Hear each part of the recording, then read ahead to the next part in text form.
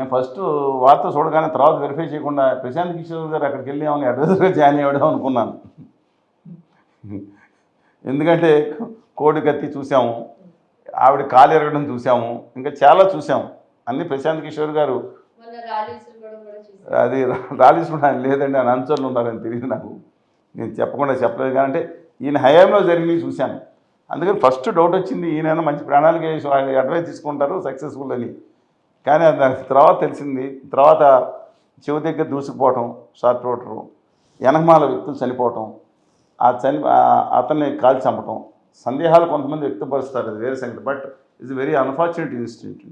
నలుగురు అమెరికాలో కూడా మన దేశం అనుకుంటాం అమెరికా సేఫెస్ట్ కంట్రీ అని, కాదండి. చాలామంది బిడ్డలు మీరు చాలామంది ఇల్లు ఉంటారు అమెరికాలో, కొన్ని చోట్ల రాత్రితో ఉంటే గన్న పెట్టేసి డబ్బులు లాగేసుకునే పరిస్థితి నడుస్తూ ఉంటుంది.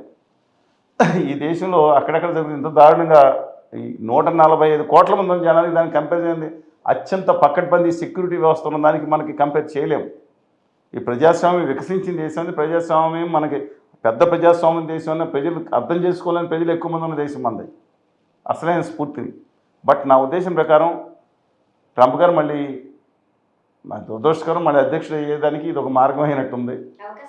అవకాశం డెఫినెట్గానే అవుతారు. ఆయనతో పాటు నేను ఆనందించేది ఏంటంటే మన ఇండియాకి ఆల్రెడీ ఉషాపతి గారు ఆల్రెడీ వైస్ ప్రెసిడెంట్ అయ్యారు, వెంకయ్యనాయుడు గారు ఉషా.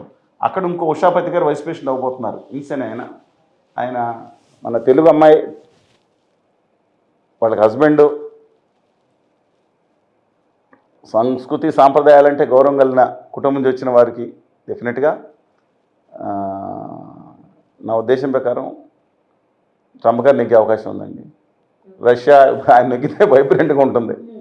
రిపబ్లికన్ అంటే ఏనుగు నెగ్గే అవకాశం ఉంది, గాడిద మీద, గాడిదలు ఓడిపోయే అవకాశం ఉంది.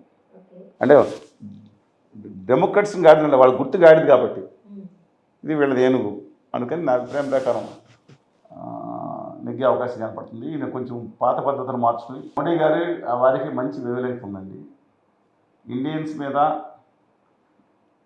ఇజ్రాయలీస్ మీద ట్రంప్ గారు ఫేవరబుల్గా ఉంటారు. రష్యా అన్నా సరే ఆయనకు ఒకటే ప్రాబ్లం అంటే మత తీవ్రవాదాన్ని ఆశించరు. ఆయన జాత్యాహంకారం చాలా ఎక్కువ చూపిస్తూ ఉంది. దానివల్ల ఇండియన్స్ కూడా, ఇండియన్ స్టూడెంట్స్కి అది, ఎందుకంటే వాళ్ళు యుఎస్ ఫర్ అమెరికన్స్ అనే విధానంతో, మోస్ట్లీ వైట్స్ అనే విధానంతో వెళ్తాం. ఆయన ఇది గెలిపిస్తుంది కూడా అదే. ఈసారి మాత్రం మారిందండి. ఈసారి the influence of vice president ఇంత గట్టిగా విమర్శకులు ఆయన 30 years యంగ్ ఆయన, వీళ్ళ ఇన్ఫ్లుయెన్స్ కూడా ఉండే అవకాశం ఉంది. ఆయన కూడా ఏజ్డ్ అయినారు కదా, ట్రంప్ గారు కూడా ఏజ్డ్ అయినారు.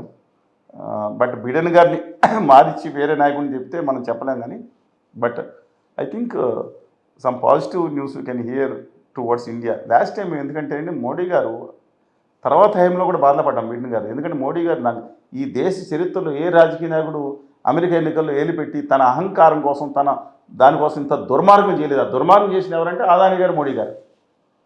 ఔరేక్ బార్ ట్రంప్ అని చెప్పి అక్కడ ప్రచారం చేయటం ఈయన. అమెరికా ఎన్నికల్లో 50 లక్షల మంది అక్కడ ఇండియన్స్ ఉన్నారు, అందరికీ గ్రీన్ కార్డ్స్ ఉన్నాయి, హెచ్వన్లు ఉన్నాయి. కనీసం జ్ఞానం కూడా లేకుండా తన స్వార్థం కోసం అక్కడ ప్రచారం చేయటం ఈయన. ఇతర ఎన్నికల్లో ఎవరన్నా జ్వరబడి మన ఎన్నికల్లో చైనావాడు జ్వరబడి ఈయన కోటేయొద్దు మోడీ కంటే వింటామా మనం?